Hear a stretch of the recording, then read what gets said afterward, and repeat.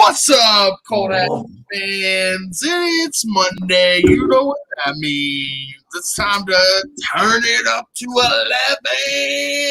We're back again for episode number 3. And as usual, I am joined by my co-host, the only man I would rock out with, Mr. PLD. How you doing, PLD? My ride and die, Billy Belford. Great to see you, as always. This is fast becoming one of my favorite shows on our network. I love hanging out with you, just doing some deep dive into some old school Schmoedown, and just talking about the best parts of it, man. This is great shit. Oh yeah, 100%. You know, it brings back so many memories. Putting these lists together, and then it's fun to just kind of like compare and contrast, different things. And tonight we got another great list. We got the 11 greatest Innergeekdom matches in the history of the Schmoedown. And there's going to be some controversy on here, let me tell you, PLD. I'm quite sure about it. I'm quite sure of it. But I wanted to throw in there real quick. If we had done this episode next week, the match that dropped today on Patreon, that might have been a contender. It might have been a contender. Yeah, I'm a firm believer that if we've done this list next week, the match that dropped today, if you haven't seen it, if you're not a $10 patron of the Movie Trivia Schmoedown, you need to be one, because the match that dropped today for patrons would have made my top 11. I don't know if it would have made both of our top 11s as the list, but it would have made my top 11, and that's no lie. I would say it would at least make my honorable mentions. At least, the only thing that maybe keeps it all off would be the fact that it's just a regular season match, so the stakes aren't exactly high. But the match itself, I can't knock that at all. It was a lot of fun between two strong competitors. 100%, two great Schmoedown competitors, and it had everything you want in a Schmoedown match. We're not going to spoil that match at all, but the things that you do want in a Schmoedown match, especially for a list like this, you want drama, you want great trivia, you want rivalry, you want stakes, you want, all these different things. Amazing, yeah. All the managers you want mistakes, you want, great decisions, poor decisions, things that just make everything come together for a great match. Kind of a wild ride. Definitely kind of a wild ride. But yes, this is what's giving us, this is War this year, though. This is what War has been so far. Lots and lots of great matches after great matches after great matches. I'm actually going to spoil something right away. There's a match from this year that might be on our list already. That's how much we liked it. So, but get ahead of ourselves a little bit. Get ahead of ourselves. I'll tell you this, the thing about Season 8 of the Schmoedown in War, is anybody who's ever been in war or any situation like that, you lose track of time. You don't really realize how much time is gone. We're on week 2 of the Schmoedown this season, and it feels like we've been at this for 2 months. It is crazy. I mean, unbelievable. I don't know if it's the uptick of matches. I don't know, because we have that more matches per week, and the big pay-per-view events we've already had. We're getting more and more every week. 3 pay-per-views a month. This is just the amount of matches, the quality of matches, the quality, the storylines coming back. It feels right again. It feels home. I love it. 100%. Yeah, and they, I also think it's one of those things where, because we're in the online era, normally there would be a live event, and then there'd be a lull, which we would be at that live event because it would be in New York. And then there'd be a little bit of a lull, and then the season would start. This season, it just kind of it was boom, and then we're gonna hit the ground running, and it's been no turning back since then.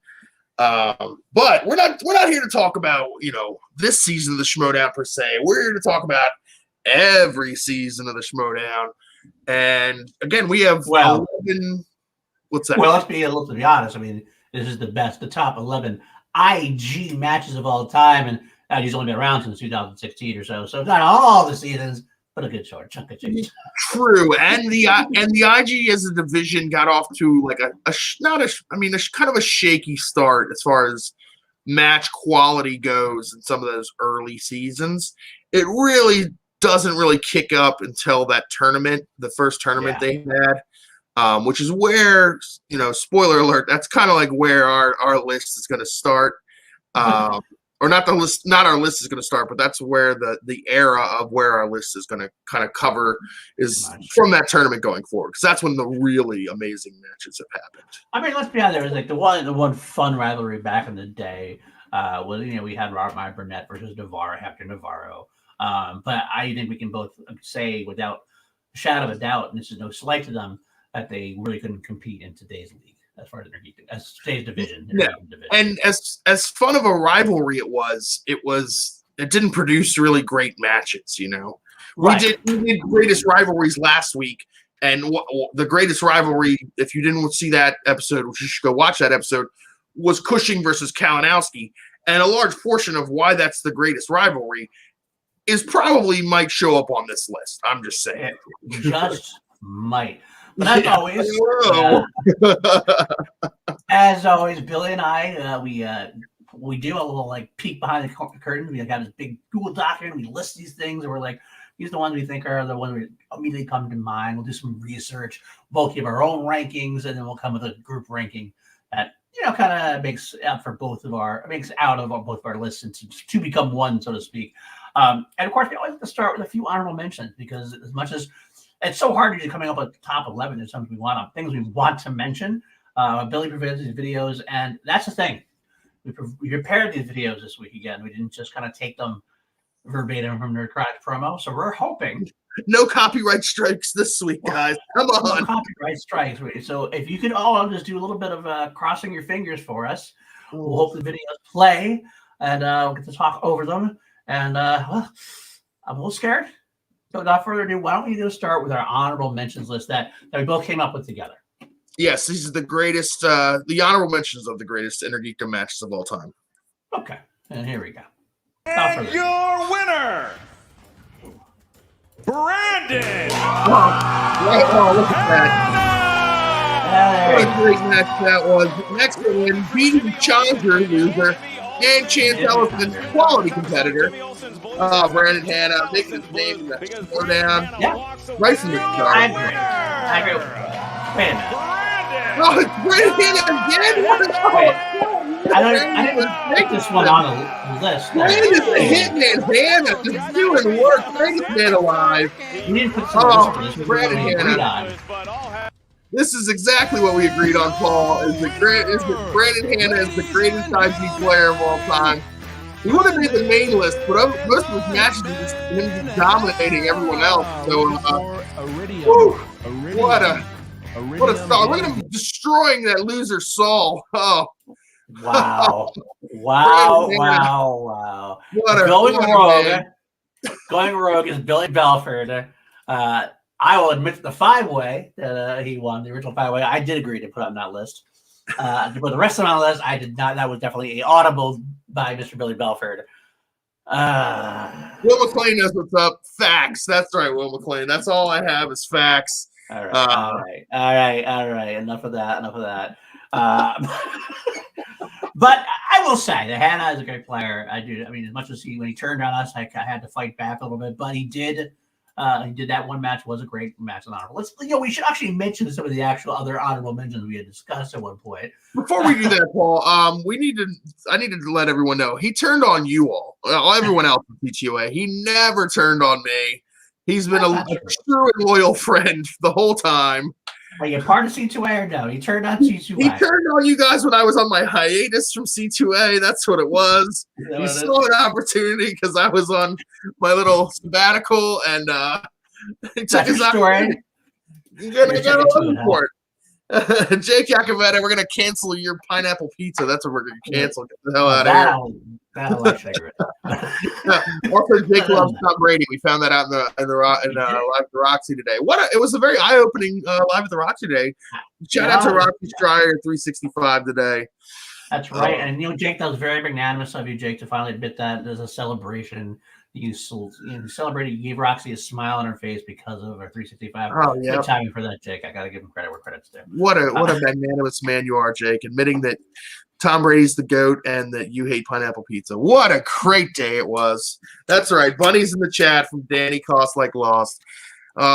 Shout out to Roxy Stryer. But yes, Paul, there were some other honorable mentions. I don't say actual because I would somehow debase value your basic video were every Brandon Hanna victory.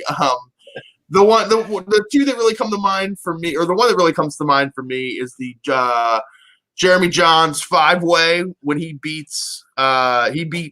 Rachel Cushing and who was a future champion at that time, and Jason Inman, who was a future champion at that time. Unfortunately, Jeremy Johns went on to not win the title. So. Yeah, he had a title. He had a title for a bit. He did end up losing the title. And in my other honorable mention, he had the title for a brief moment, and he lost it to one Mara Kanapik. That was the other honorable mention I wanted to mention. That was a great player, a great match. Mara was on form during that match. It's the match where Mike ended up crashing afterwards and challenging Mara for the title. That's spectacular. Whole thing was a great live event moment. Great wrestling angle. Yeah. First live event title defense. That was the first in was that in Chicago? We should have done that kind of research at that point, but probably. I think it was in Chicago, yeah, because Chicago was had the Star Wars match. I'm pretty sure. No, it was Chicago because that's the slap and then the Mara versus Inman match. So yeah, right. Chicago. But yeah, great match. But just not quite good enough to make our list. That's the one that's kind of right there. The thing with that match is that everything around that match was better than the match itself. Like the moment of Mara winning the title, Mike crashing the interview afterwards, the Chicago crowd, the live event. That was all very good, but the match itself was kind of like Mara just kind of rolled to victory, as it were. Yeah, well, he kept it not too. It wasn't a kind of blowout, but then he had the time at dinner. He had that question. That's not the best part of the match when he couldn't answer his 5-pointer about the wine and the wine. Yeah, he was like, "You fucking kidding me?" I mean, that's great. Lord of the Rings has tripped up many I feel like Lord of the Rings and Star Wars are the two things that kind of trip up the most Innergeekdom players. Like, yeah. Because you never know what level of question you're going to get. So right, and that's exactly what it is. Actually, I just found out, just looked it up. It was actually not in Chicago. It was in California. It was in the El Portal Theater. Okay. All right. So, this is before they actually started touring. Right. We started touring in the next live event after that was the first one in New York at that point. There you go. We do make our mistakes, but we do correct them. So that's the important part. As long as we correct them. Any other ones we wanted to mention? I think those were the three big ones that we were talking about. That was about it. I mean, we should mention winning the initial title is the other one. Kind of again, not like it's a great match in the sense of like.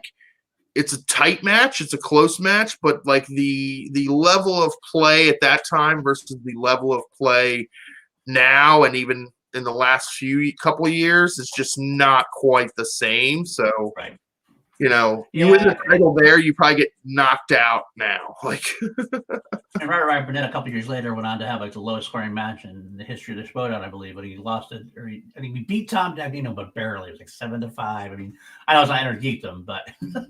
Still, it was something awful. But then he had his little moment in the sun. He played really well against Andrew Guy at the live event in New York the following year. Almost beat Andrew Guy. So, but yeah. So let's get into our actual list. We're going to start at number 11. And this is from last year. No recency bias here, guys. And we're gonna go in 3, 2, 1. Start with the Spider. Are you ready? Absolutely. There it is. Chance, are you ready? Quarterfinals. Then the Cobra let's and get the ready Spider. to Schmoedown.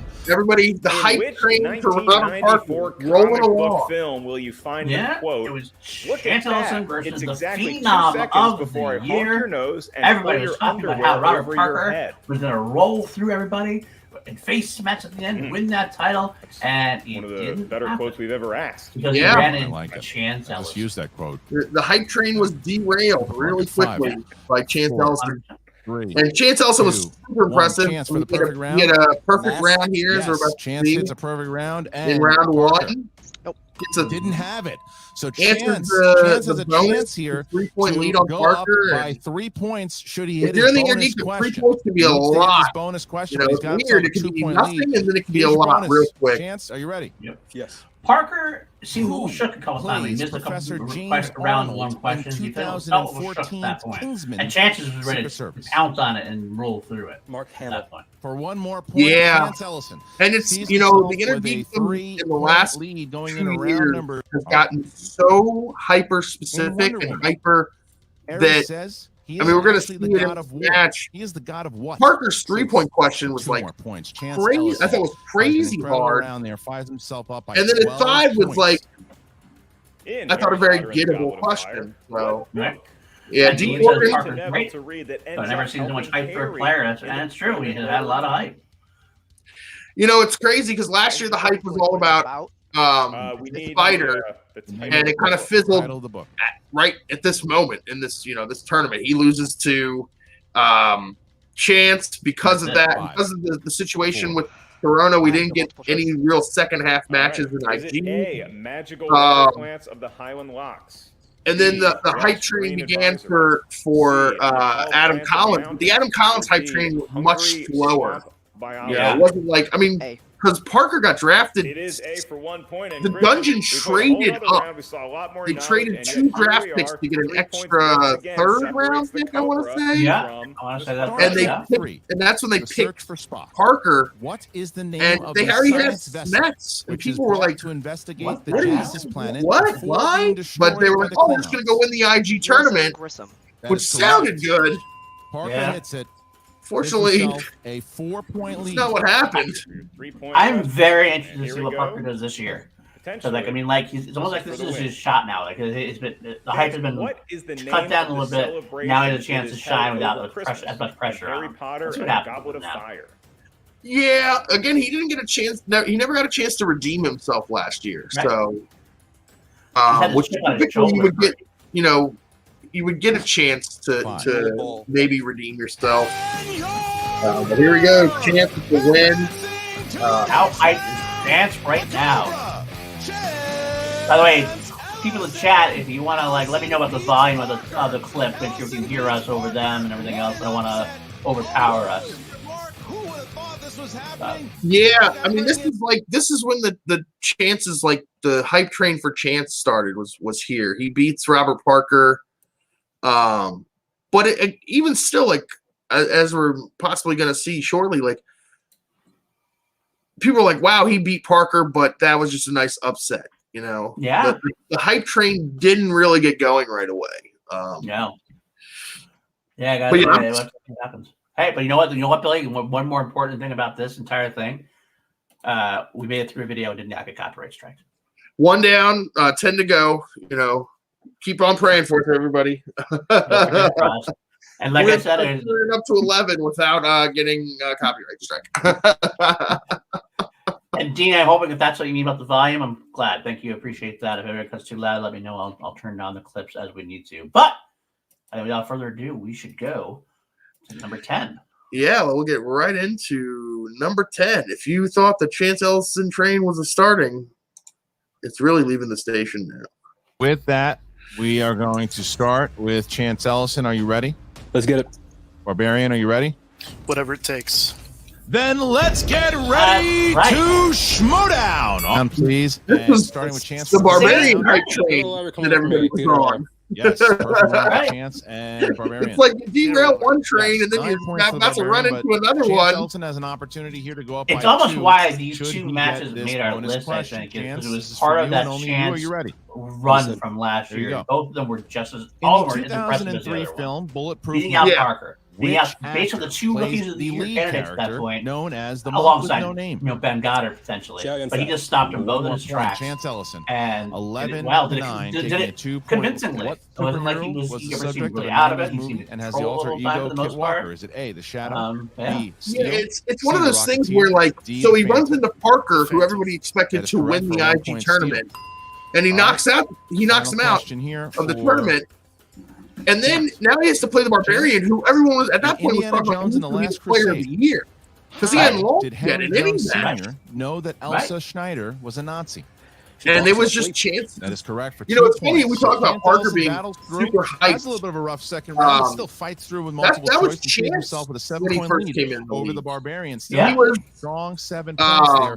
he was How you feeling? the hype train was on him, and then he kind of faltered a little bit. He lost to Oyama in a number one contenders, or not a number one contenders match, but would have gone into a number one contenders match. So let's spin it. Go ahead. And then kind Okay, of whatever derailed we his gotta hype take. train. So Right. Alan Spinning got Right. Chance Yeah, pissed off right on here, backstage Christian. show the other day. It was Determine who's fun. gonna have the lead I gotta tell you, going into Alan, it's three, not and it looks that like it's gonna hard be to piss him scores off. and He, soundtrack. Just Who tell him I beat him composed in the fantasy score football and he'll get really for pissed off. Dr. Strange it's and funny. Spider-Man Anybody who, if Homecoming. you haven't ever met Michael Chance, J. Cheeto. Chance is We like are one of the within 2 chillest points, people Christian. James on the Ellison getting planet a 2-point until lead he's into not round number chill 3. anymore. Well, I'm gonna go with X-Men Days of Future Hey, Past. he's really funny. I love it. I love the dude though. He The one thing we did in this match, the Barbarian spins MCU and then re-spins and gets scored in soundtracks in round 2. And he respawns because I've already answered a lot of MCU questions. What? It's like I got a bunch of questions right in that category already. Let me try to prove that I can go into some other category and dominate it. It's like, all right, buddy. Yeah, he did what he did, and he ended up paying a little bit for it. Didn't work out to him very well. So what are you gonna do? What are you gonna do? I mean, great match. Yeah, I mean, I would love to see. I would love to see a rematch between Chance and Parker. I would definitely love to see a rematch between Barbarian and Chance. Like, Yeah. and I think we're gonna see. I think we'll get those matches, both of those matches, actually, eventually. I think we're gonna. I think, yeah, I absolutely think that's going to happen pretty soon at this point. They're both going to be playing at high levels, and I think they're going to eventually have to. And we missed out heads. on Barbarian versus Parker, which would have been a very interesting match as well. So, I The mean, amount of matches we're getting this year, I think we're going to get these matches that we didn't get a chance to. That's what the pandemic really took from us last year. I mean, we know they took matches from us, but it's like, what matches did it take? There's so many more opportunities. Now, right? So I can't wait for this. well, the other thing is there's more players, especially in IG and Star Wars than there were last year. Obviously in Star Wars, because now we're gonna get 2 tournaments, which last year we, kind of barely had enough people for 1 tournament. But in IG remember last year, like there were factions that didn't even have IG players on them. Roxy famously had to trade JTE so she could get an IG player. Right. Like this year, everyone drafted to make sure they have an IG player. So we're gonna get these matchups, but then there's also like some of these rookies like Amaru Moses. Yes. Now we got some matchups with him. Jesse Swift was really impressive as well, even though he lost. That's some fun matchups there. Saul is back in full force. Yeah. So Played well. the IG division's looking good this season. It's heating up. You got the return of Mara. Chandra's now gonna have to play some matches, so he's gonna have to go back in the regular division at this point. Pecking order, so to speak. Kalinowski's got a number 1 contenders match against either Barbarian or who's Barbarian playing? Alex Damon. That's what I was saying. So like that should be fun. Chance is going to be back in the mix eventually. So yeah, IG's looking stacked this season. And I'm sure we'll get, like we said, today's match could have been on this list. I'm sure we'll get some more matches this season that, we might have to revisit the 11 greatest IG matches at the end of the season. We have a whole new list.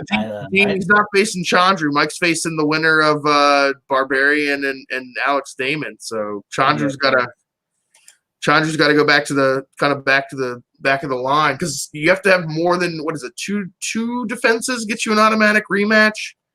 More than that. I think it was I thought it was 3. I think it's 3 now. Yeah, so more than 2. Yeah, so I think it's 3. And he only had the 1 defense, so right. So yeah, he's gonna have to go back to the line with you, Chandra. Back to the drawing board. He's too busy, inciting a coup anyway. So exactly.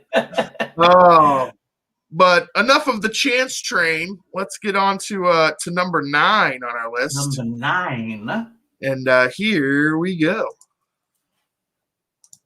Up here at the answer desk, Mara, are you ready? Yay. There we go, folks. Mike, are you ready? Knopic's first appearance on the list. Oh, yeah. I am ready. Okay. Also, Mike Gallanowski. All right, well then it's time for the movie trivia Schmoedown. Mara Ryan looks so much went better off in the that fire as a Chewbacca safety onesie measure. than What Chandra. new rule is 100%. regarding Oh, my the gosh. eligibility For of sure. students No wishing doubt to be about it. selected for the It Tri-Wizards tournament? wouldn't be the IG division without some cosplay in the thrown into the mix. No, Slytherin. I'm Slytherin, so I Good old but days. I You got love Emma Hufflepuff, Fife so on the Hufflepuff's desk. great house. And if I can actually pronounce the IG terminology and like Christian and Mark. Heck yeah. Having somebody who is a IG person on the desk for IG matches, I can't it quite comes accept into that. play Mike, do you have it? in some of these matches. It might come into play in a match on this list. It is 17, but we needed it to be written Must down be 17. Because Cannot accept that, so Mike- I love Christian and Mark, but sometimes there's things slip by them because they're not as versed in the culture, I guess you could say. Steal and a big You need to hear things that are specific because they're so specific in this division. So you have to hear the proper terminology. Part 2. Yeah, Homelander 100%. tells Harry that the 2 wands I like this match. This is when we don't really have a lot of knowledge of Mara. She's been running through people. She's on her first run. Mike was in his first real heel run. His corruption thing was going strong. And he was like probably the top. That is an A, Incubus. He's supposed to be the top heel of the league at that point, like the main villain of the league. For the most part, it's a great matchup now to go to get a title shot. 1 point for Mike Kalinowski, and he completes a very impressive round 2 in the DCU. He spun Spinner's choice. That's what you're supposed to do. He has a 3-point lead over Mark, we didn't know what corruption was. They even mentioned it at the start of this match that Mike was like polite coming out and like wasn't like being his heelish self, and this is also the transition of Mike from a kind of unknown, we didn't know how good he was at IG, to the IG player that he was for almost a whole year. All right, so competitors have finished writing their very strong player. Mike, how many points did you wager? I wagered 1. You wagered 1. Back in the Mike Three Belt days. Okay, Mike. Kronos. Okay, and Mara, your answer? Kronos. And I mean, it's a back and forth match. I mean, and Mara, being a Mike went up early. Mike in the category of Star Trek has inched her way 1 rounds point 2 and closer 3. to his 17-point lead. She's got 15 points. And they got to the speed round, which is always a Mike specialty. Mike expanded his lead up by 5 points. Moria. That is correct. Wow, he what an impressive speed round for Mike Kalinowski. Stumbled a little bit in round 3. I need the name of the artifact. Because he got he gets, I didn't put it in the clip, but he gets the question of who was did the score for Guardians of the Galaxy 1 and 2. That is correct. And he guessed Brian Tyler. And it's there's like Tyler Bates or something like that. Yeah, I remember that exactly. Like he had the Tyler right, and it's the right initials, but it's like. This is a very hard 5-pointer to end the match. The ones that haunted him for a while, the 2 robotic arms until he started utilizing. And your winner! What a tough way to Are you end. shitting me? And it's too hard reaction, Mara. I love Mara's reactions to everything. It's such a tough winner because it's not even, he doesn't like call them by the names individually. He says their names and it sounds like he's just saying a sentence, like he's not actually saying their names. Like it is tough. Like, it's kind of like it's a match that doesn't make the list for us, but it's in the Smets versus Hector Navarro match. And Navarro gets like Lord of the Rings, and the questions are like, stuff that he just has no clue on. And he literally calls out to Rachel in the middle of the match, and he's like, "These are things they said in the movie, right? Like, they actually said these things." Oh. Yeah, yes, Pat Buffamonte, even though you can only turn it up to about a 7 tonight, you can definitely stay. It's fine. We'll turn it up to 11 for you. Well, That's right. We'll take it that extra 4 for you so you can rock out with us tonight as we rock out with some IG matches.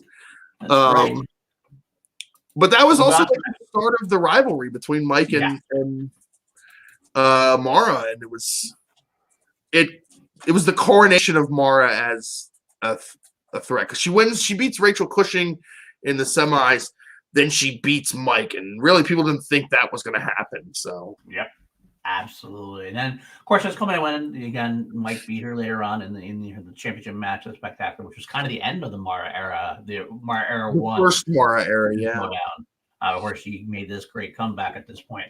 It's actually, hey, Steve, movie Fanobi, love to see it in here, man. And yes, we actually talked about that earlier, that if we had the show next week, our list might be a little different, because that's how important the that match, again, if you have not seen today's match, if you have it within your capability, go become a patron at the $10 level, or pay the $10 level, so that you can watch that match, because it is wow. Absolutely. Sorry, moving on then to number 8, I believe we're on, right? Nick, Number 8 it is, and here we go. Mark has read the rules of round number 1, so now we start with Mike Kalinowski. Are you ready? And we're bringing back Chance. That was Mike. Right, now we bring the two together. Mike, let's give him a show. Let's go. The two teammates together in the final of a tournament. Mike again in the final of a tournament. 2, 1. Mike being on this list is not a surprise at this point. Like, it's not the last time you're seeing Mike either, of course. But the great thing about this match to me was kind of how unique it was. Also, the name of the lead singer. We've had like bitter rivals face each other. We've had friends. Oh, that's my dad's name. Matches, Mike and Rachel and everything else. But this is like Mike and Chance, who are the ride and die, your team partners. This whole match, it seems to be the whole match where they are just patting each other on the back. They are talking about how friendly they are. They're one getting wrong, one's getting right, and they're just congratulating each other. Like, oh, that's a good job. And Chance's like, oh. At one point, Chance is like, we started this last night together, and they get it right. And like, Mike, you're welcome. You're welcome. I got that. So it makes it very unique experience at that point. That's what I love about it. It's fun. Different, very different. Oh, and it's also fun because they bring the managers in between rounds, and it's Shannon who's the manager of both of them, and it's like, you're doing great. Do this. Oh, you're doing great. Also do this. Well, though you're doing it this point. And it's like when they do like the wheel spin. It's like, well, if you get first choice or opponent's choice, we know what we're going to do. How many points? I decided cautions. How worried much have been for Shannon talk about that as far as spinner's choice go? Like, go Chance and go. So Chance gets 1 point. You're going to put this against Mike if you get it, right? And then talk to Mike and go, all right, you're going to have to put this against Chance, then, right? Okay. I can only imagine if Mike's like, you missed 2. What's Chance going to do? And you passed on 2. I'm not going to tell you. Have a total of 23 points after that round. Chance, you stand up a person. I love Shannon. Shannon's has like the hat. She's on vacation because it's like 25, it's her 2 players. She wins either way. Like, it's so good. The full name of the Bioengineering Corporation comes down to a 5-pointer again. Comet with symbiotic life forms. The Life Foundation. It's Allison knows it right away. Back and forth match, like Chance Ellison. I don't think there wasn't the heat, obviously, in this match. And some other matches, like the rivalry, but just the the level of play is so high. I mean, yeah, very much so. And then again, Lord of the Rings, stumbles somebody. Spectacular. Those dang Barry, Buck, Brandy, Bourbon, whatever. They're all in that area. Brandy Weinbridge. Oh, yeah, they're celebrating her. Like, yeah, I lost. I mean, he hates losing, but he's like, same time, he's like, well, it's my Mike's boy. wearing a Hawaiian shirt. Chances were in LA. The whole vacation theme. Oh, it's so good. They love it. They love doing that. But that's why I think it's the uniqueness. That's what made it so great and so part of our top 11, as it were. Yeah, and it's funny because I think both Chance and Ace were both kind of undone by the fact that they won tournaments early in the season and then didn't play until Spectacular, and it was like a long layoff between, because they have all this momentum from their tournament wins, and then it just kind of like stops, like. It's a good point. But all right, let's moving on. Yeah, we're gonna move it along to number 7. And here we go. First to champion, are you ready? Well, champion, are you ready? It's more Mike again. Challenger. It is more Mike For Connor but it's and for Dollface. I'm ready. It's our boy Kevin Smith. Man, we knew we were gonna have an IPS. We got our boy Kevin Smith. I gotta tell you, this might be this might be my favorite. If I were talking about my favorite matches, this might be at least top 3 because it was a culmination of everything.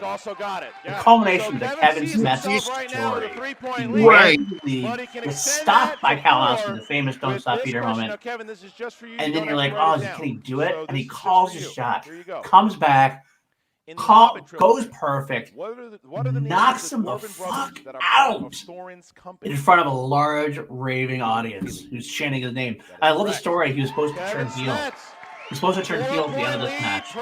Right. The chant were so his name, they had to call the audible. Like, he actually literally looks at Christian and is like.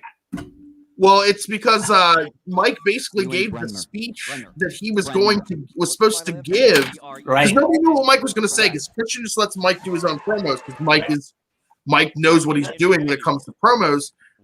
And he basically gave the Smets promo as Mike before the match. Like, none of you supported me. None of you, you all turned on me. In June, which is the exact same promo that Smets was supposed to give. Especially he talks to Christian and gets the beats he's supposed to do. That's no knock. Some people are better off that way than others. They actually get a turn to Christian's like, I don't know what to do. And then counter that with the fact that, like, how can you yell at the fans for, like, cheering your name the entire time? They're like, they were there for him the entire time. It's like audible, they didn't do it. And it's a good thing, because it ended up being for a very celebratory moment. And what's happening this year, hashtag Smash Cancer, it makes this moment even more memorable to me, more fun. And of course, I'll mention this on almost every show I talk about this match on. I still love the Link the Party moment. You see Ben Bateman out there.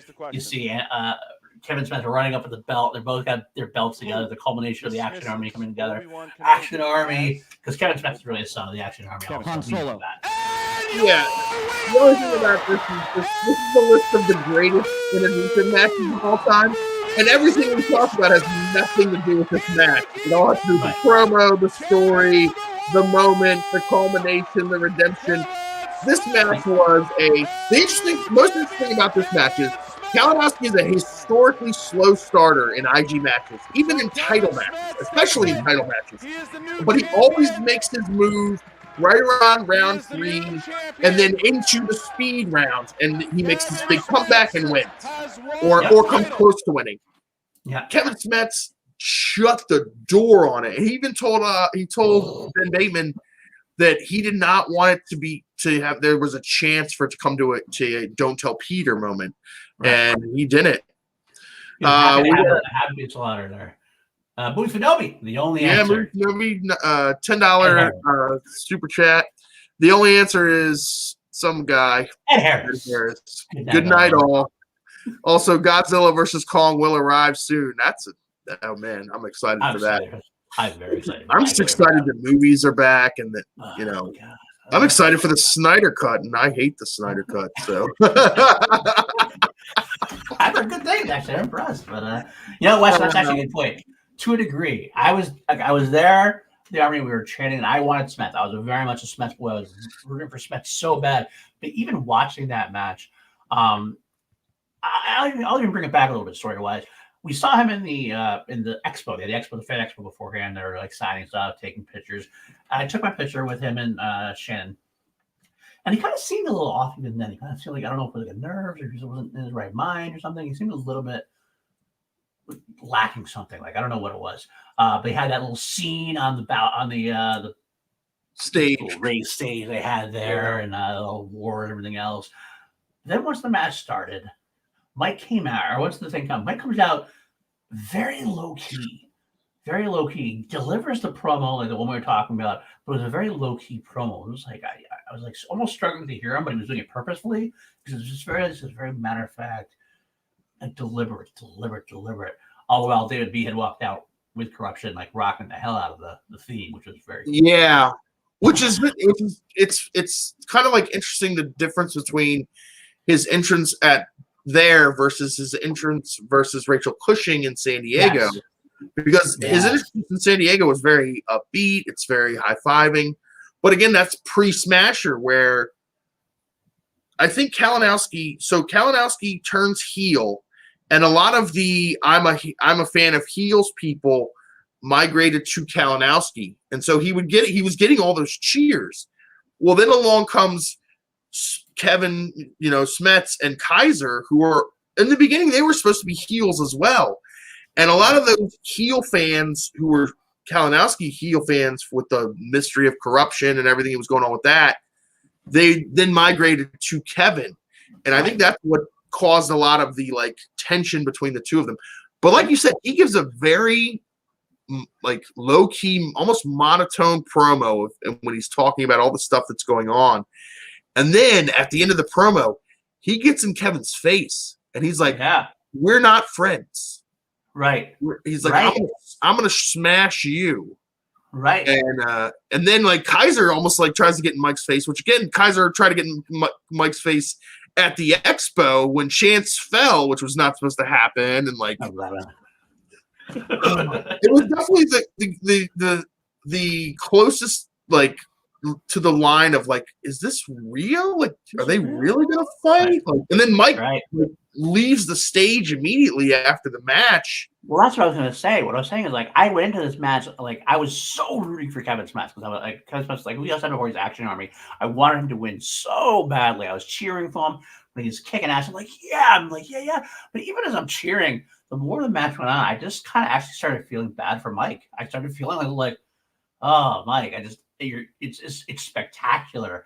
You're not just losing, you're not looking good doing it. You're you're shitting the bed. I felt so bad for him at that point. But then then you're right. He loses, storms off stage, and there's this big storyline afterwards about it where he was supposed to come back out and talk. And Christian, if you watch them, I don't know if you can see on the video, but Christian actually gets up while Smets and Kaiser are kind of talking and does a beeline. Christian has to go find Mike because he's just so pissed and upset of the whole thing, and to get him back on to the point where Mike still wasn't ready to go on. They pushed Chance on to talk to him because they were supposed to do an angle with Shannon. That's the angle of Shannon supposed to denounce Grace. Right. And all that. And they they couldn't find Mike or Shannon. So Chance starts just talking to kind of do something for the angle. And, good on Chance. He at least did Chance is not a guy who's not one of the guys. Chance is not one of the guys known for being a promo guy, as far as not at all. Not off the top of his head. Somebody like Kaiser, you just give him a mic and he'll just go on and do something perfect.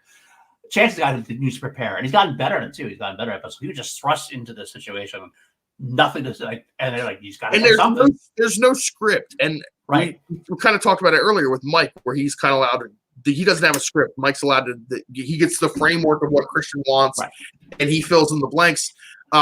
There's very few people that are like that. Kaiser's like that. Andrew Guy's historically like that. Mike's like that. So for Christian to leave, now there's no script. Chance gets handed a microphone, because it's live. He's there with Grace, talking, trying to be Grace, you suck, and then finally Mike comes back and they do the angle and everything works out fine. Right, but it's all because Mike was so pissed, and I felt bad for him. I did, but well, he also, I think he said in an interview he wanted it because it was Smets' moment, and he wanted Smets to have his moment, but at the same, like, when it was Rachel's moment, he didn't, like, run away. When it was, when it was Mara's moment, he didn't run away. So, right. Man, that was such a weird night. All the matches, except for the Laura Kelly match, all the matches ended in either a KO or a TKO. Yeah. The Shazam Founding Fathers match was closer, but it was still a TKO. Mhm. Like, it was like the quickest spectacular ever. Like, It was great though. I mean, it was still a fun, energetic one. Real quick, we got a stream live from Alan Smithy. Of course, good to see the director. Here's for the Feed PLD Hot Pockets Fund. You can have a Hot Pocket too, Billy. Ham and cheese, boo. Ham and cheese is the worst Hot Pocket. I literally just had ham and cheese. I had because I used to think that ham and cheese were good. Like, that was like 10 years ago.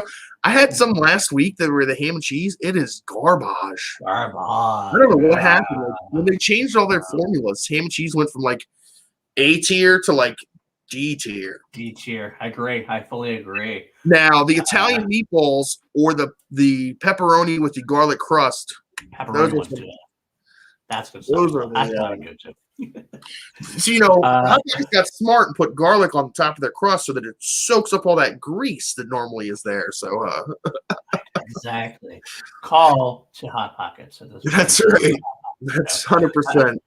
But real quick, I just want to say the last thing I'll say about this match is that the only reason to me why it's so low is exactly that. Is that like even though it had great stakes and everything else, it was just a blowout that didn't have a good match.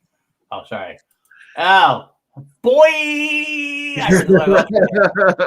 might have missed the last eye. Again, there. He's right. Boy, that's my bad. I'm getting old. I'm getting new glasses. Actually, Paul's never been a.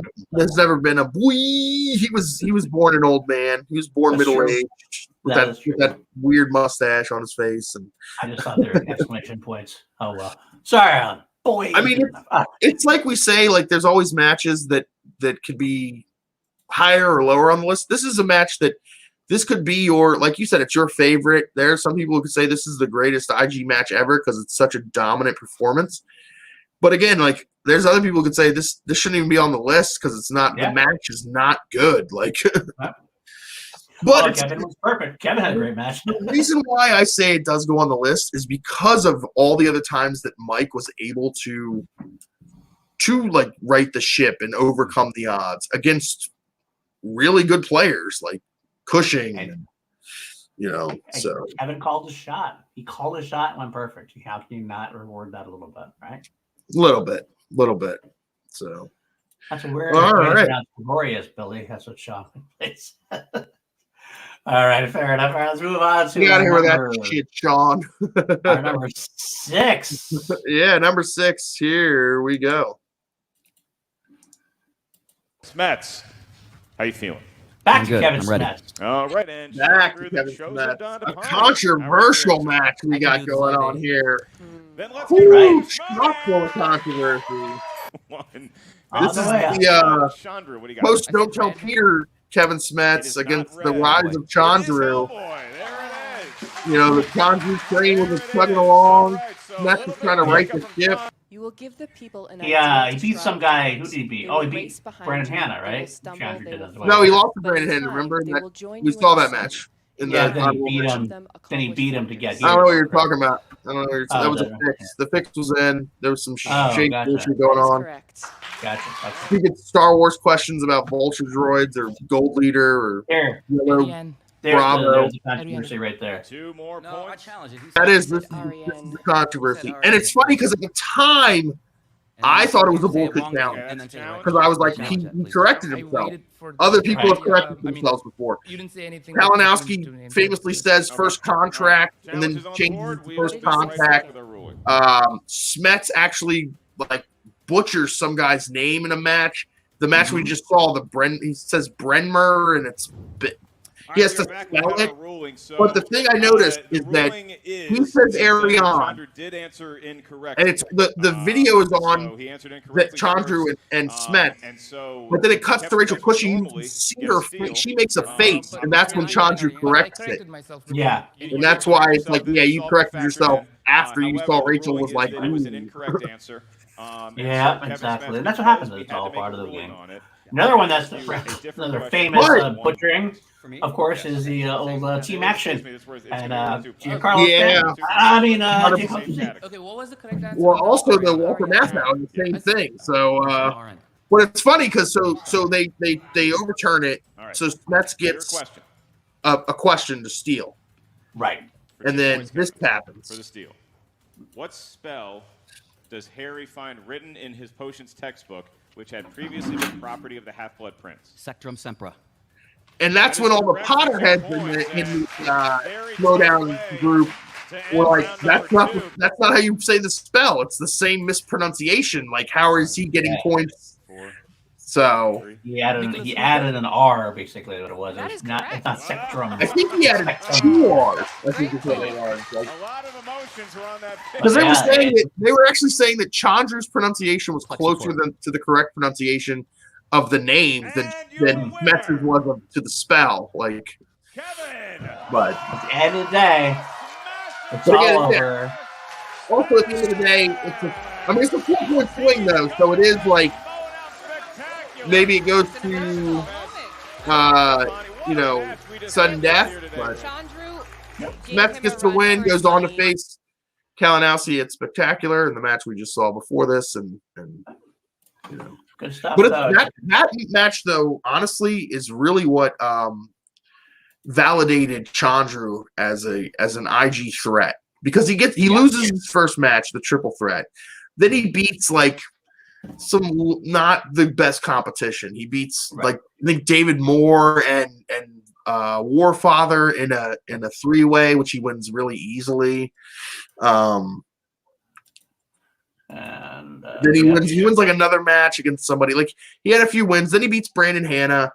I think he beats Hanna. He beats Hanna. That's when he gets the shot with Smets, because whoever won that match was going to play Smets.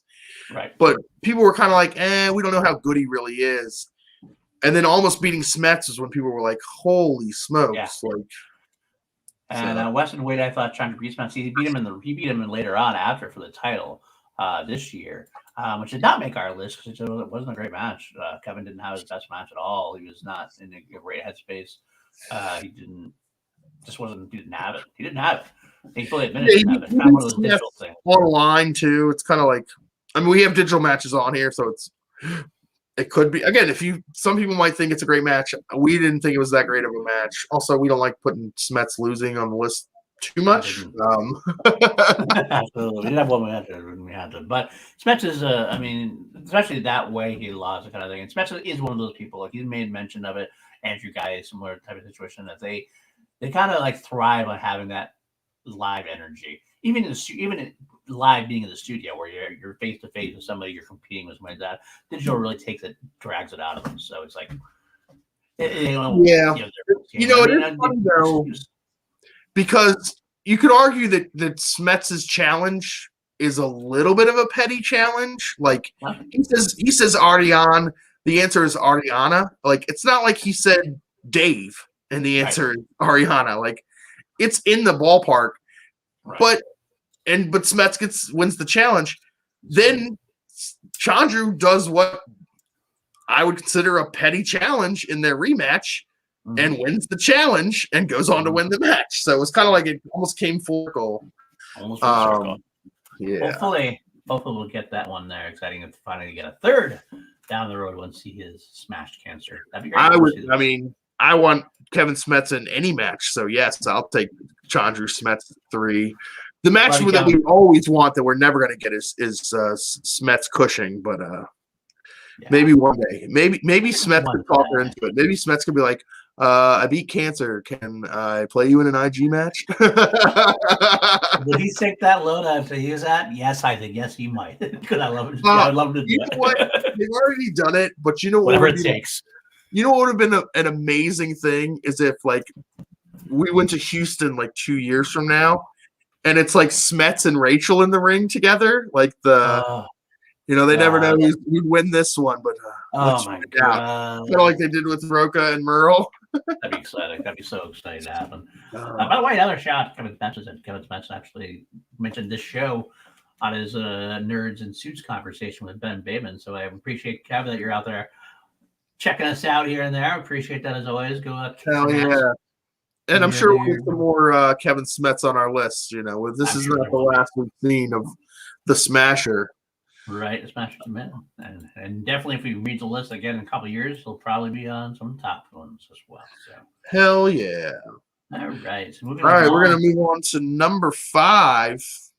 Number 5. Here we go. All right, so Rachel, are you ready? Ready. Mara, are you ready? Now this. Yeah. Then let's get ready to match to watch. Pens down and Mara.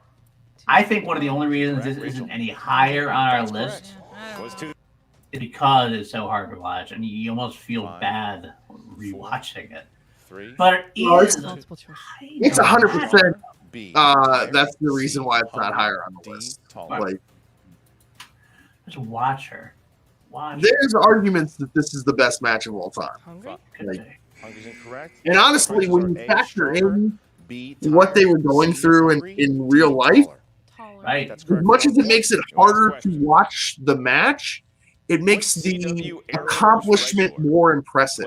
That they went this many rounds, they went to sudden death, that they, just two warriors like duking it out. At the end of the day, like they're almost like leaning on each other to try to keep each other up.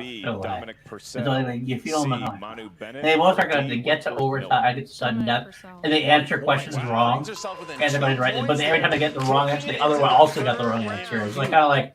They almost wish if the other person had gotten it right so that it would just be over.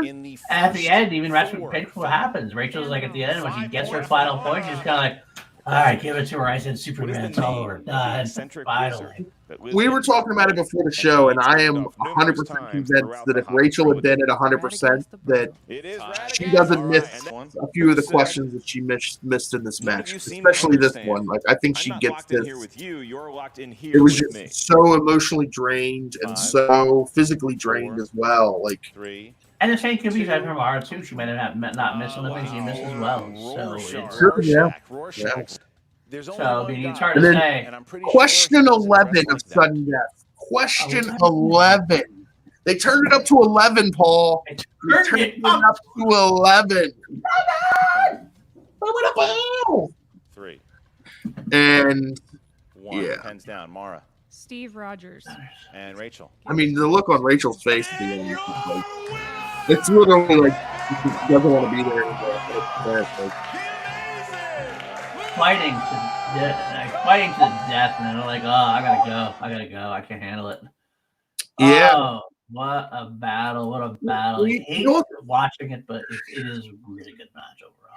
You know, it's like one of those things where, like, Rachel had already had all this, like, these outside pressures because people are always saying, like, oh, you can't win the big one, oh, blah, blah, blah, blah, blah. He talks about, oh, we should just make a women's league bullshit and all that. Then she has like the health issues, and then, you know, she's in the semifinals of the IG tournament that she was probably the favorite to win. Yep. And, you know, it's one of those things, but, you know, redemption tastes that much sweeter. So can't say anything about that. I mean, like as she said, I don't like watching it. It's still a great match and had to make our list. It had to be on the list. Full disclosure, I had it higher than Paul did on the list because it's just such a great match, like as far as the performance. But again, it's one of those things like maybe it shouldn't even been on the list because of how like you don't want to celebrate it. It's like the match probably should have been canceled. Yeah, exactly. Yeah. Time. But, you know, at the same time, I'm not going to second guess them for doing it. They obviously both agreed to do it. And, you know, it is what it is. It happened. Both of them are adult enough. They took care of it, and they did what they had to do. So I'm not going to knock anybody for anything. But at the same time, looking back, it's like, ooh, I hope they can look back on it and be like, yeah, remember that time we both felt horrible and we're in an IG match and now we're in a better place. So, like, I hope it's like that. Like, here we go. Sean Wingblade, maybe a hot take. I hate this match. Love both ladies, but hated the match for all the easy negative reasons, but also neither played their best match. And I feel like it's pandering a bit. I mean, it's it is one of those. It's one of those things where like neither one of them played their best match, 100%. But because we know how like what they are capable of, and the fact that the only reason why they didn't perform, like it's not like they had a bad match because they were at 100%. They had a bad match because of like outside influences, and they still went to 11 rounds of sudden death. Like, and yeah, they missed a couple in sudden death, but like they still went. They still answered like 6 correct each. Like so, right? They're battling back and forth. The idea that they had to take it to that level, and they still battled to the end. That's what impresses me, quite frankly, because the way they looked, they didn't want to be there at all at that point. They were done. Yeah, but and luckily for us, we see like there are other matches on this list that show how good they are. We've already seen Mara when she beats Mike right before this match. So you know what? Let's see Mara again. Yeah, let's do that. Let's move along to number 4. Here we go. We asked the champion, do you have anything to say, and are you ready? And there we go. Mara, good luck. You're going to need it. From this year. And Tamara, anything to say? You're darn right. Recency bias? Is this recency bias? Accept the good luck and also give myself more good luck. No, I would say it's not 100% recency bias. Like, Schmoedown. This is just a great match. Both of them. You know, we talked about in the previous match how 2 players that were not at the top of their game. That's right. These are 2 players that were at their top of their game. Yes, all right. Yep. So, Beginning of the season. Mara making an emotional comeback. She tried to come back last year previously and couldn't do it for health reasons. She said to make that clear and everything else. So we was like, well, when's she going to come back? When's she going to do it? We don't know. We just don't know. And here we are. She comes back. First match of the year. She returns to Spectacular. Cashes in her number 1 contender that she earned a while back. And I gotta tell you, it's a great match overall. It's a good, solid back and forth. What really gets me in this one, Mara's reaction at the end. That is what totally sells me on this match even more than anything else. It's so emotional. Dodgeball. She doesn't show any ring rust. Everybody's saying ring rust. So Mara's going to show a ring rust. Like Dean Morgan said, there's going to be ring rust. I'm going to repeat the question and your options before she you comes wager a in guess. and does her job perfectly in the biggest stage, the first big match of the year. What sport are the and high it's school like, kids playing? Yeah, I mean, they both were super impressive. They both, you know, no knock on Chandra. Chandra played a great match. Chandra played good enough to win. He sent it to the 5-pointer. Which pastime baseball. Usually, if you answer a 5-pointer in a Schmoedown match, you're gonna win. Like, unless you answer a 5-pointer to like tie it, and they only have to answer a 2 or a 3 or whatever. If you answer a 5-pointer to make somebody else answer one, there's a chance you're gonna win. Mara, how many points? 3. But yeah, you said. Go ahead. To me, like she had said that like the theatricality was something that had bothered her during her first run. Not necessarily bothered. She was kind of like what Dan was. She was like they weren't all in on the whole heel tactics that were being thrown at them. She was ready for this one. She came back and she's got Chandra throwing shit at her, and she's like, whatever, I got it. Right now, as we head well, she had a problem with second one. Like. She didn't have a problem with people doing heel tactics to try to like knock people off their game. It was when specifically Mike was like doing stuff when there was like when he was already winning. It was basically like spiking, you know, at the end of that match. Also, she was just not in a. She's in a much better place now than she was then. So good to see her back. We thought we'd never see her again. I wasn't sure. It was like, I'll believe it when I see it. The new movie here it is. 5-pointer. In which film does a corrupt councilman named Arthur Reeves threaten to have Batman this is a interesting question. It's a good question because typically your mind doesn't go to Mask of the Phantasm right away. Right. But Batman Mask of the Phantasm. And watch her. She's not sure. She's not sure or something, and then. Look at that reaction. It's just so. Yeah. Dad yelling to Dad. Yeah. So excited. It's funny. Also, we were talking about it before. In the first iteration of Mara, but when Mara was first in the league, she always seemed very aloof and detached, and like she didn't care.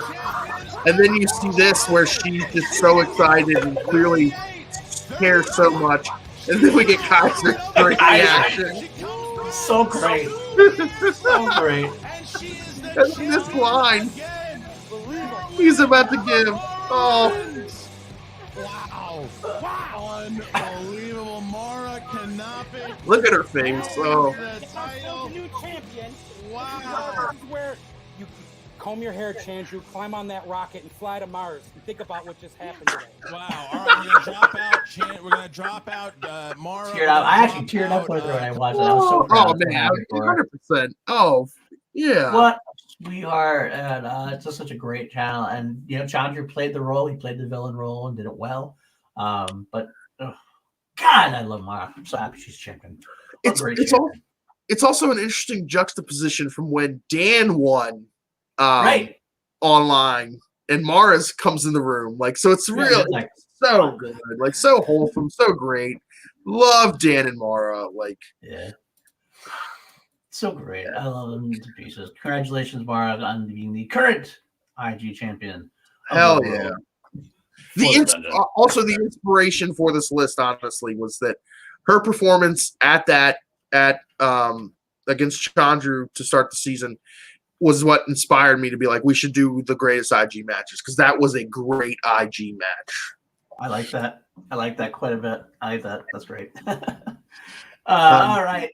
Moving on. We got 3 left. We got into the top 3, man. Cream of the crop. Here we go. Number 3. Are you ready? Let's do this. The challenger, are you ready? And there it is. Never more so. Then let's get ready to Schmoedown! Titans pushing back again now in a healthier place. Yes. There we go. So 9-7. The champion has a 2-point lead. This is what I was talking about earlier, where Mike's ability to come back, and this is kind of like what put it all together. Bert and Tom. Because, round 2, he has a few kind of stumbles, doesn't do great. 2 points. All right, so Mike he's only got a 4-point lead. Here comes Rachel. Your last question in the world of Star Trek.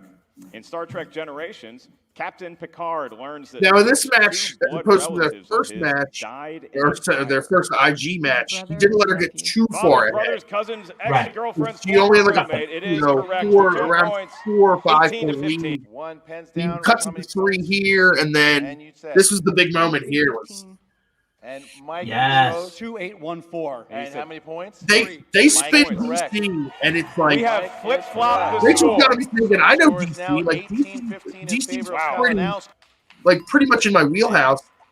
And they ask not the most obscure, but a pretty specific Hal Jordan question, which everybody's going to get a Hal Jordan question, Mike Kalinowski.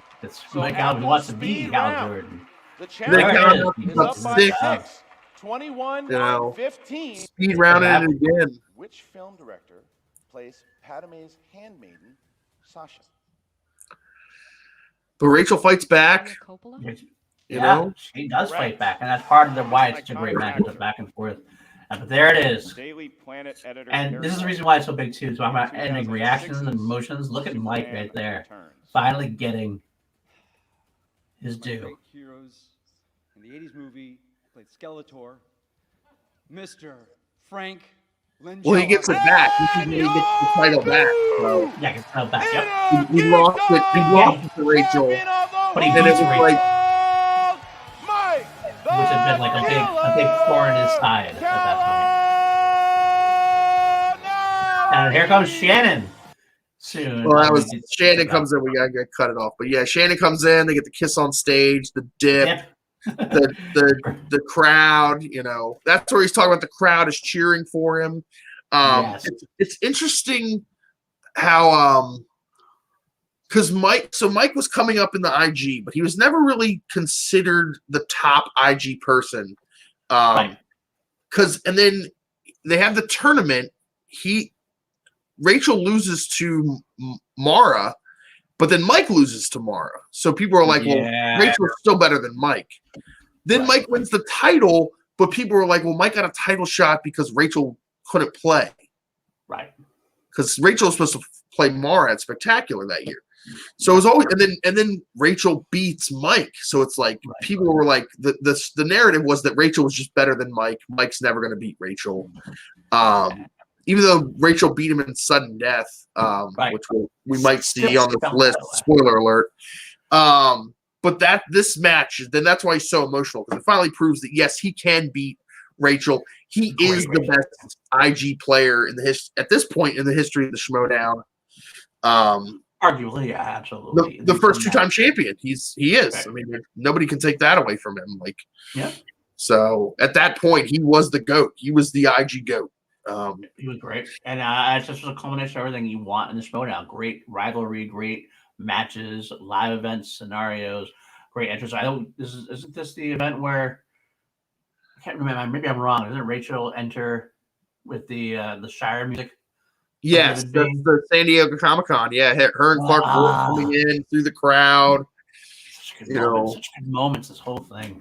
God, I'm getting all amped up again looking at all these things. Mara, yeah, that's good. Now, Dean, yes, I would give Mara a slight edge. But at that time, when Mike won that title, he was the greatest IG player of all time. Correct. Because again, the match against Rachel was super close. He'd avenged his loss to Mara, and now he'd avenged his loss to Rachel. And while he's doing it, he's competing for teams. He's competing for singles as well. So it was super impressive. Mike, it's Mike Kalinowski. I mean, again, he's like in more than half the matches on this list. He is the IG division. I would say Mike Kalinowski is the IG GOAT, and it's just because of continuity and longevity. Mara is right there, but because there's the gap that she wasn't there, Mike was the one that was carrying the division then, and Mike still is in the. I mean, Mike made the IG finals last year. It's not like people seem to think that Mike Kalinowski's disappeared from the IG division or something like that. No, Mike Kalinowski's right there. He beat Kevin Smets before, He's kind of the I think Mara has the Ted Williams versus the Babe Ruth kind of thing, because Ted Williams had to take a couple years off for the war, so he ended up having not as great statistics as some of the other Hall of Famers. He might have been the greatest hitter of all time, depending on how you look at it. But so I get your argument there about Mara having spent some time. I don't know where I feel on that right now. I have to think about that. I get saying Mike is, because I can't deny his accomplishments at this point. I think Mara would face him, and I think Mara wins generally. So that's where that's the only thing I would lean towards. But again, that's not always true. Honestly, I kind of hope that Mike wins his number one contender match and he faces Mara, and we can decide this once and for all. I wouldn't mind seeing that. I know Barbarian and Damon don't want to see that happen. But they may have something to say about it. If the Barbarian gets MCU again, maybe he shouldn't spin away from it. Maybe he won't. Love you, Craig. Good dude he is. I love Craig. Love Craig. Yeah. Love Craig. All right, moving on to number two. Number two, and as much as it hurts my heart, this is going to be number two, the second greatest match of all time. Here we go. Sorry, Kev. Kev, are you ready? I'm ready. All right, and Smets, are you ready? I hate watching it. Then let's get ready I will say, Schmoedown! Because of the match earlier on in our list, didn't have it. It makes it so easier to watch. Goes into round number 2 with a 1-point lead. If Kevin never come back, I couldn't watch it. I don't think it's that heartbreaking. But now, not only does it stand on its own two legs, now it actually is a part of that story of why Smets' eventual win is so important to the league. You can't have that great victory without the value of this match. Well, also, it's the entire journey after this match. Because you get the great line, maybe one of the greatest lines in the history of the Schmoedown at the San Diego event when he beats Slavic, and he goes, "Don't tell Peter, but the IG title's coming is mine." and it's such a close match. And then he's right. He has the answer. He has the answer. He knows. I don't get it. I don't get what you're saying. What are you talking The about? worst part is he has two JTEs sitting. He's got two JTEs. Just use one. You don't get to carry both of them into sudden death if it goes to sudden death. Like, use them both. You get another one in sudden death. Like Star Trek: The Motion Picture. Here's the first contract. It wasn't a JT situation for him because he just automatically went to don't tell people. Oh, that's the answer. That's the answer. No, but the thing is, you don't use the JT because you didn't get the answer, or you didn't like. You take your time and you lock in the answer. You think about it a little bit more, and you say it in your head, like don't tell Peter. Because if he says it in his head and not just says it out loud, he goes, "No, wait, Pete, he's talking." He's talking to Peter. Like, look at the emotion on Mike's face. Christian's call actually adds a lot to it too. The Kalinowski beats Smith. Oh yeah, of course, yeah. It's a really great, just sports reference there in a way. But yeah, and it's great because it's the story up to that point too. Smith has been smashing through the competition. He was supposed to smash Kalinowski. That was going to be it. Oh, everybody thought so. And again, this goes into the whole Kalinowski's like inferiority complex to the IG division, like because everybody thought Rachel was the best, and he lost to Rachel, and then all of a sudden everybody says, well, Smets is just better than Kalinowski, so and this kind of like validated him as, hey, don't put me out to pasture, like, which because also that's kind of like what had happened in the IG division. You win the title, you lose it, and then you just kind of disappear.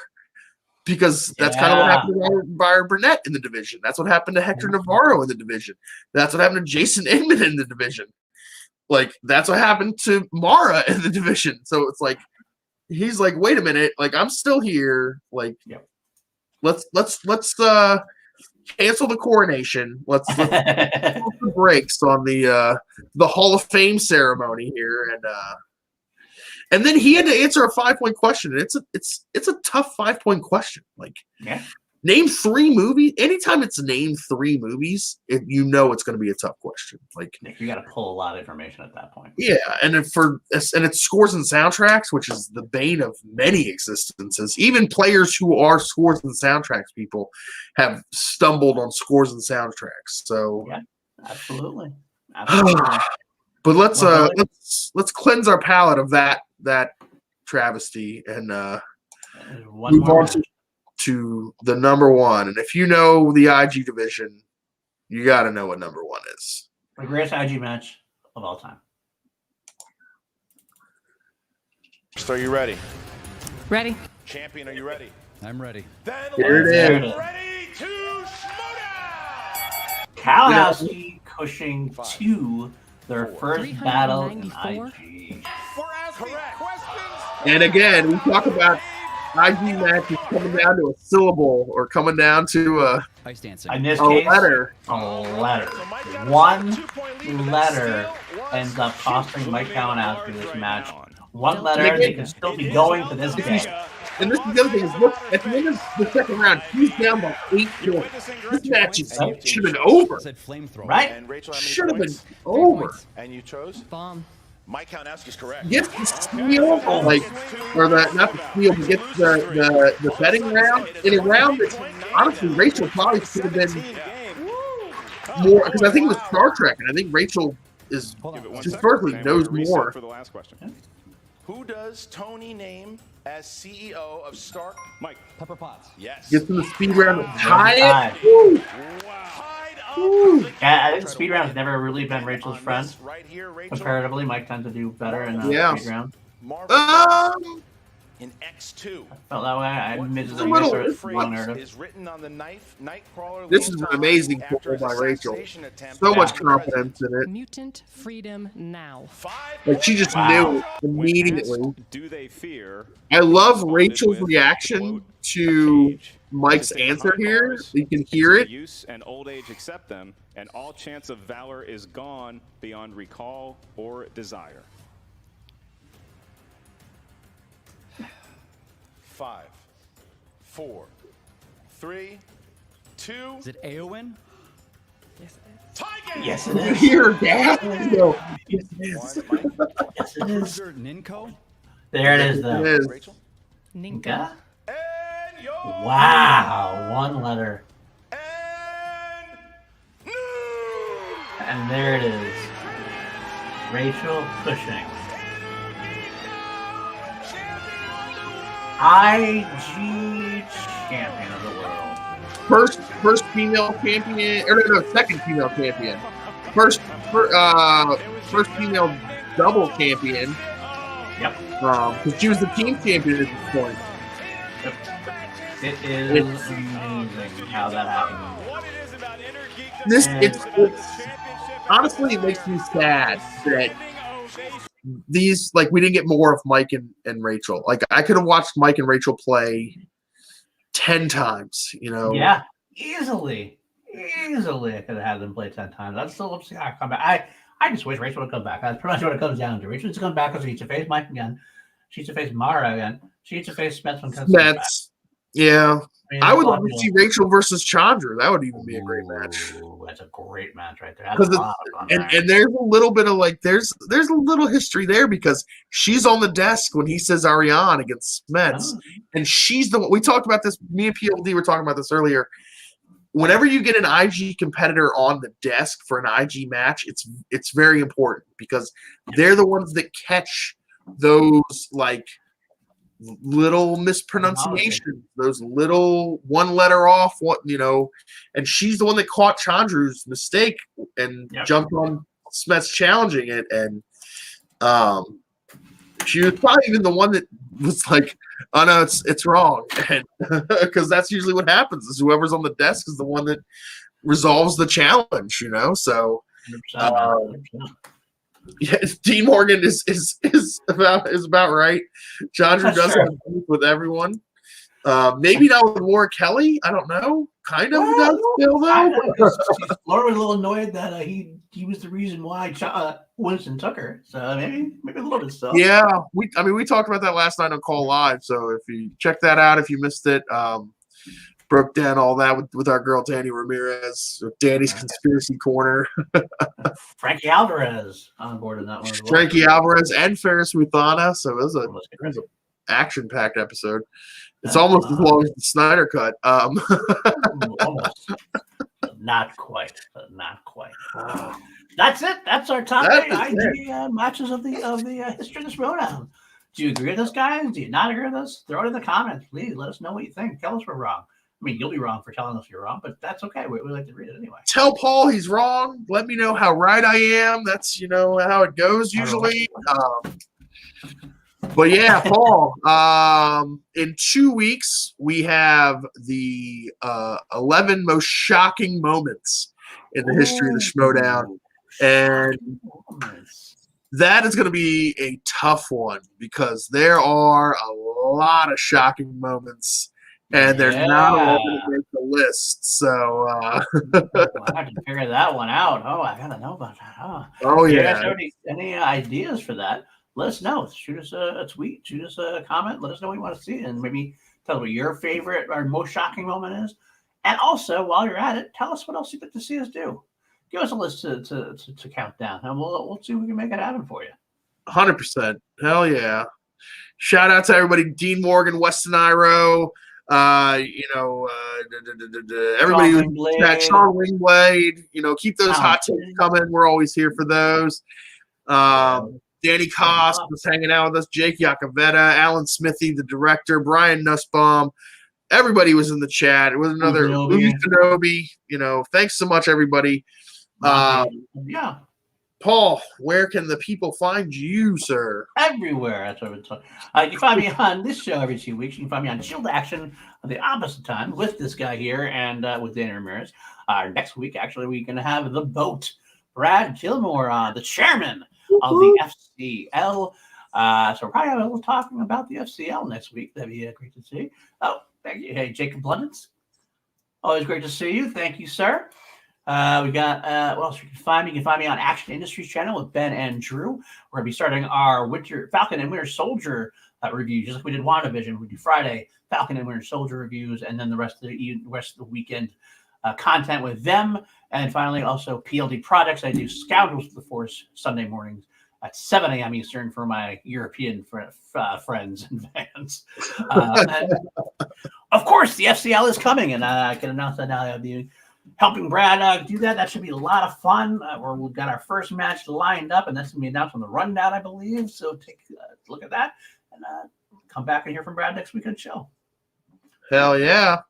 You guys can find me on Twitter at Mr. Billy Belford. You can find me here, as always, on Turn It Up to 11. And as Paul said, every other Monday when it's not Turn It Up to 11, it is Chill to Action with our girl Danielle Ramirez and our other girl Kelsey Kirkland helping us out. You can find me on every Saturday night on Call to Action Live, where this Saturday we have one Mr. Thomas Harper. There's a few Star Wars matches this week, so we're gonna get his opinions on what went down with all of those. That's with my girl Danielle Ramirez and any of the other C2A, cavalcade. Yeah, maybe PLD. Weird, a Star Wars one. Paul might join in. Shocking. You can also find me, around, just wherever. Just let me know. I'm an open book, folks. If you got a question, I'll answer it. I'll respond to anything.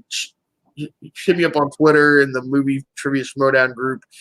Anywhere else. Also, we have a somewhere up here a Patreon, patreon.com/call to action. You can also listen to all of our episodes on anchor.fm/call to action or wherever you can find your podcasts, whether it's iTunes, Spotify, anything's up. Thanks to Danny Koss, like Lost, for that. And again, folks, we'll see you all in 2 weeks when we turn it up to 11.